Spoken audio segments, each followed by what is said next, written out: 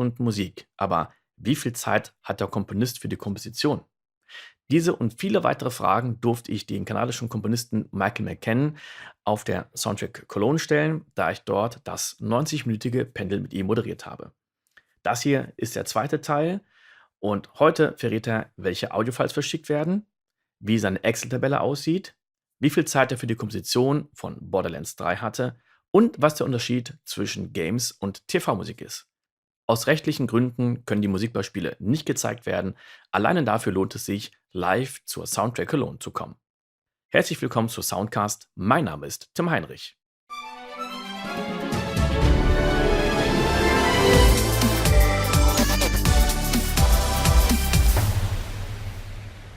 Thank you. How do you deliver the files now? Do you deliver multiple stems? 32, 24, is it less? What is your system, how to deliver? It's usually, well, I'll give you actually, this is a good example. This is, I asked the guys at Gearbox if I could play anything from Borderlands, and they said no. But they said, I could show the Excel sheet of the music system. Yeah, so this is a good example of how with stem delivery, I've never seen anything like this, but this is one, this will probably, if there's any game composers in here, this might be like a horror show. So this is a 10-minute piece of music, and it goes on for a long time. So each one of those is a wave, like a clip, a music clip. And I think this might be I think that's what they think it might be the most sophisticated, I think, interactive engine. I think. And you got to have the perfect naming scheme. So this Excel, essentially when I export stems, so yeah, it keeps on going. So that's a 10-minute piece of music, and it goes from ambient, it's what they call a sparse ambient, which is kind of sound effects, which aren't, I don't think, in here. So you can see here, because the letters are very small, we got the auxes, we got basses, bass files, melody files, percussion and kick. Yeah, and they're kind of, the labeling is weird. The system is, essentially you have, as it works down the page, it gets more intense.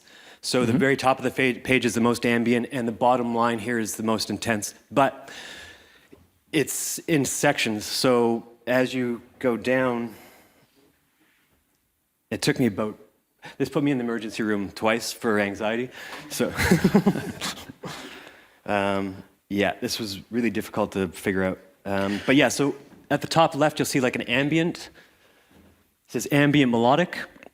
So this section, and there's, as you go in those kind of horizontal bars, so each of those kind of like rows is one loop. Not really a loop, but it's one part. So you could say that the first one at the top is like a verse, and then it's verse 2, and then chorus, and then bridge, and then verse. So that's the ambient. And as you go down here, you'll go, so it's like part 1, part 2, part 3, part 4. This is all ambient. And then you get to the next section. Do you do all this naming work and Excel work by your own, or do you have an assistant? Yeah, mostly. I had to develop. I could do a whole thing on in Cubase, how to automate the export of this. Because I think Gearbox was trying to get Steinberg to something that might help us, because trying to keep track of this in the project was a total nightmare. So we were using cycle markers. So you write a piece of music, and then that's linear, so say it's like a 5-minute piece, that's built to be broken down into like layers and stems. But you have to, when you export, you have to break each part off so that each 8 bars or 16 bars or 12 bars, it's its own thing. And then export every layer in that thing, and there'll be multiple combinations of the same instruments. So you'll have, say, a violin lead, but then you have a second violin lead and a third, or the second and third combined, or the first and second. So they only had so many voices they could use at the same time, so we couldn't just have everything. It had some stuff had to be combined.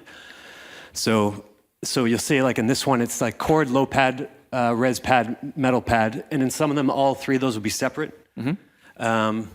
or some of them would be combined.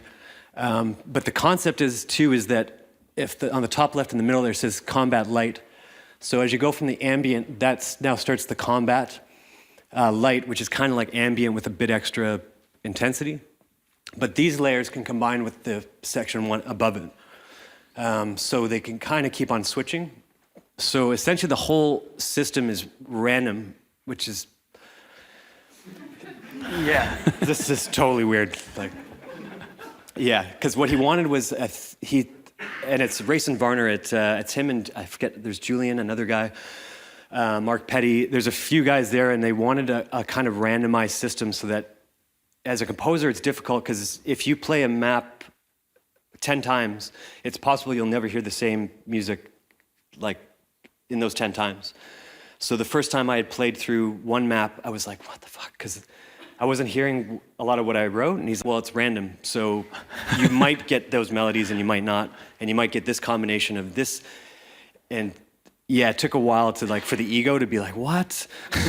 So that's been my question. What's been the first time to you when you listen to the result, because you don't know what you listen to? Yeah, I don't think I kind of got it. It's another time where you're in a system and you're trying to figure out what, and I seem to get into projects where the audio guys are really ambitious and they're trying something really kind of experimental and then trying to figure out what's in their head. So this was the first, this took 3.5 months for one map. So, and a lot of that was trying to experiment. So you write an ambient, and then you have to get it out of Cubase into this format, which, like I'm saying, is somewhat automated, but they can take this with Wise, and I don't know if they got the bugs out. They can essentially import this Excel sheet into Wise, and it just throws everything into the right boxes. So ideally, that's how they had it. I think they were having problems with that. But that means there mustn't be any mistake. Yeah, no mistakes. So even with the Cubase projects from my export, I had to create a template where the only thing I should be touching is the specific map name and the instrument. But the file format, because it's hundreds and hundreds, this is 180 stems for this map. And those are all 4, 8, and 12, 16 bar. They're kind of different lengths. So you export in Cubase, you are working on the Cubase. Yeah. And then you've created the markers. Yeah. And what kind of things do you export? Single instruments, single tracks, or is it groups? Yeah, I think that's where it comes down to the composer side. And I know because Jesper Kid's on this too, and I think he had a slightly different system. I think because when we started doing this, it was this is going to take 10 years to write. The game is so big, and there's 4 composers, and so I think when I was going through the first time I saw what he was doing, I had exported every single thing separately, and then when he put it in, we were both it's too much. Is that the music just falls apart? You cannot get melodies to match, and it's too randomized. So then it becomes an aesthetic choice, is that if you have this 8-bar piece of music, but you've written it as to go this piece to this piece to this piece to this piece, and now you're saying it can go from the 6th part to the 2nd part to the 3rd part to the 1st part, and then it can also recombine with the next section, which is a different style. It's at some point, I think as a composer, you have to kind of step in and be I have to control some of this, or it's going to be just pure sound design, because there's lead melodies and there is structure and arrangement. But it took a while to start to, I think each composer was kind of offering their solution. So for me, sometimes it was you have a section that you want to play as one piece. You don't want it randomized, so you write it intentionally, and then you export it and don't give any. I mean, it's not like a fight or whatever, but it's I'm giving you this is 24 bars, and I don't want it cut. I want these 24 bars to always play. Yeah, but it took a while. The last map was the easiest, because by that point you're totally in the flow. You get the style of the game, and I understand the system, and you understand how to write to it. So I should have brought the Excel of the last map, because it's a lot simpler. Okay. Yeah, I think over time you just get more efficient. And this is just kind of options. It's how far can you push the system, and I think when we were all kind of playing through this map, it was there's something, because even trying to write in this style can be a handicap, because you don't. you can't really write something that's, if you have a really good structural arrangement, something you want to go like kind of flow from something ambient into kind of a big climactic part and come down. And I guess it's the same in a lot of games, but in this one specifically, there's not an option to ever do that. It's always in this kind of gridded, kind of broken apart, randomized way. It's like, how do you write a melody if you don't know what's coming before it or after it? Which is, I've been through before, but not at this level. This was, I guess, purely random. But you get better at it over time and learn how to manipulate it. Like, just because it's so complicated. Yeah. How much time did you get for composing the music? 18 months, I think. I had one little thing we started in 2017, but it was just a test. The system, and then came back on at the beginning of 2018. I think with everybody, and we all went for about a year and a half. So, do you compose everything on your own? Do you have assistants, co-composers, a team? No, I don't. Yeah, I don't use assistants or nothing. Yeah, it's just me on my own. So, yeah, I should have had an assistant. I could have had one. I just work really weird hours. I've had assistants, and it never works really well. And I work really messy. And when it comes to something like this, is that if it might be like the obsessive compulsive thing, but if someone else is in those files and I'll go through every file to make sure, like, is it still okay? Like, yeah. Okay, and this takes the same time as you would need for doing it by your own. Yeah. Okay. Yeah. Yeah, it's not the smartest way to work, but yeah. The funny thing is, at the Skype call we had, you told me now you're working with Cubase, but you worked with Nuendo before. Yeah. And you liked the ADR taker, but not for ADR. Right. Yeah, and it's been a while, but yeah, the ADR system in Nuendo has a kind of like a comping feel, like it's where you can do like tracking with it. And I haven't used it since, I don't know when the ADR was, that was like 2008 maybe, 2009. Yes. Yeah, but yeah, I always thought it was like a really good tool for doing live tracking for musicians. I kind of wanted it in Cubase. Yeah. So that's a feature you are missing for sure now. Okay. Yeah. Did you ever have a writing block? The bad white paper. In front of yeah. you?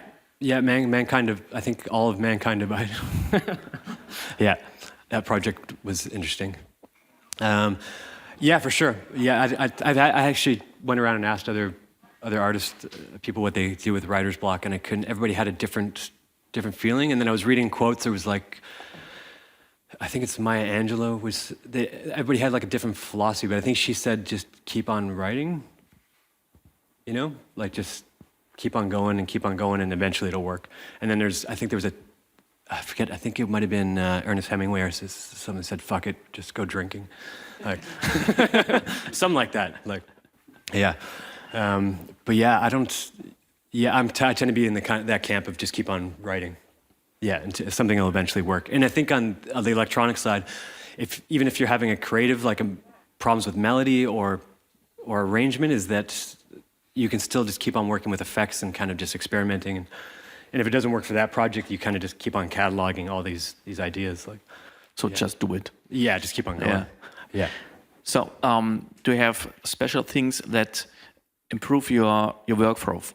For example, the export functions in a DAW or some other tools, not kind of effects, but tools that spend you a lot of time. Yeah, I followed I don't know if anyone else has seen Junkie XL's setup, and he uses, I think, Touch OSC and Lemur, I think. But I started using Metagrid for this project because you can do all your macros in Cubase and then save them as touchscreen buttons. Yeah, so for that, I do that for a lot of things like Midi Automation. So I have on the touchscreen, you can do kind of Midi compression. Like, so if you have like a velocity, something you've played and the velocity is too wide, so I have a couple buttons that will compress, and it's kind of written as a mathematical algorithm. Like, you're basically multiplying into like whatever velocity is there to kind of compress it down or expand it. So yeah, I have a whole like ton of touchscreen stuff to. I think it's multiple commands like on doing exports for this. It's because moving around with visibility in Cubase, and Junkie XL does a whole thing on YouTube where he went through his entire touchscreen setup, and I copied some of it, and then there was another guy that was doing some more interesting stuff in the Project Logical editor, stuff like Midi Compression that, I found really useful. But yeah, I think it's a lot of, for me anyway, shortcuts are usually like software based. Okay, I guess there's time for another audio. Yeah, I could play you. I used to do TV and stuff too, but I did something most people probably have never seen. But this was a track I did in 2001 that got, when I was doing a lot of licensing, there was album stuff that would get licensed out for television. But when I was coming from the electronic side, and I like sampling a lot, and some of my albums have, like, I have Capitol Records samples that they're all cleared, but they're difficult, you can't license them. So in this track, for this one, I had a Capitol Records, I had a David Axelrod's Holy Thursday as one of the, there's a kind of drum fill sample that I took and then built all the drums for the track. But it's clear enough that it's like I had to get permission to use the sample, but when this network came in, they said, we want to use this track for the opening credits. I was like, you can't, unless you want to get the license from them. And I think at that time it was sold to EMI, and they were like, no, it was a Canadian network, and they were like, no, like, so they were like, can you rebuild it? And I was like, yeah, I think I can rewrite the track from scratch and just without the sample and see if it works. And yeah, so I ended up doing that and finally getting this. Well, this is the opening credits. So it's a Canadian show. It's kind of like a lower budget kind of CSI type concept. But yeah, this is from around 2004, I think. It's just really old. Yeah. It's weird hearing older stuff because it sounds, to me, it's like, oh my God, it sounds really bad. But it's another kind of genre. That's very interesting. So it sounds very different than the other tracks we had before. Yeah, kind of a bit over the map. I think this, when I was doing this stuff, I think coming out of 2000, like 1999, 98, it was more like a Prodigy Chemical Brothers. So it was a lot heavier EDM. And then I moved into like this phase, which was like the trip hop, trying to figure out trip hop. I don't know if I did a good job. But I think it's an example, because I don't know if there's other composers that are doing solo work, but I think because it works, it's a way in that I don't hear very often, which is doing, I think some people refer to it as production music, which I don't like, because I think I prefer the idea of doing like solo albums, is just do like your own solo work and then push that. My first two albums, I spent all the money I had, I think when I was like 22, 21, every dime just printing out. I had the CDs printed, but just envelopes and just addresses, and I sent it everywhere. Like just hundreds and hundreds and hundreds to every like music supervisor, ad agency, like, and then stuff started to pick up. Somebody will find a track and they kind of want it for this and then want it for that. And then over time, those licenses become like a connection, and then the connection will eventually want something custom, and then they'll come after you for custom work, and that kind of gets the ball rolling. But so this method really did work for you? Yeah, for me, I don't know if it works for everyone. I just thought it was an interesting, like I didn't strategize it, but it seemed to work. But it's one that I think there's a lot of guys trying to like land like a project immediately, like a scoring project immediately. Where I find it might be also just to keep on writing and then release that music commercially and keep on pushing that music. And I think that helps a bit with developing your own sound. And then when someone comes to, I think with every project I've had, people have come to me for a specific sound. And I think that comes from doing a lot of the album stuff and just developing my own thing and not wanting to kind of like, I want you to score this specific style. Some people are really good at that. I'm just not, not something I'm really good at. But so you've written for television, and now a lot of music for games. Yeah. What is the difference between both of them, in your opinion? They're really big. Even with like film, because it's funny, because when I was doing all the music stuff, the sound design for film stuff was interesting because it's a different insight. I find the biggest difference is it's not just the creative side, they're really different industries. The gaming industry I find interesting because of how big the industry is and how little celebrity there is. And I think, for me, it makes it more interesting. The thing I didn't like about the movie industry was that there was so much celebrity involved, and that affects everything, all the way down to sound design. yeah, it can kind of permeate into like all the creative decisions that are made during the edit, and decisions that are made once the film is done, and how it's any kind of changes that are coming from that. And I think it is kind of like that public pressure, and I think the environment that surrounds that industry really, I really had a problem with it. And when I got into games like with Splinter Cell, I was just surprised because like there's like no celebrities here. There's a lot of money on the table, and there's some guy from Shanghai that nobody, and he's in charge of the music system, and Ubisoft is like, sure. It's really interesting. Like, yeah, there's no way, I think, even with some of the projects I've been a part of, that there would be this much hands-off. Like, with Borderlands, it's me and Rayson in Texas, and there's nobody else. There's no producers, nothing. It's just me and him back and forth, and there's tons of creative freedom, and like, yeah, I never got that in television or film. So you prefer the games? 100%. Yeah. Das war der zweite von 3 Teilen. Wenn du das Ganze live erleben möchtest, dann komm 2020 auf die SoundtrackCologne 17, und zwar vom 22. bis 25. April. Im dritten Teil verrät Michael McCann, ob es bei TV oder Games mit Druck gibt, warum er teilweise nicht für Personen, sondern die Umgebung schreibt, und beantwortet die Zuschauerfragen. Du möchtest mit mir oder anderen über die einzelnen Folgen sprechen? Dann schick mir einfach eine Nachricht per E-Mail oder komm in die Facebook-Gruppe. Wenn du noch weiteren kostenlosen Content haben möchtest, wie Samples oder Zusammenfassungen, dann abonniere einfach den Newsletter und du bekommst kostenlos mein E-Book mit 45 Einnahmequellen für Musiker. Die Links findest du in den Shownotes.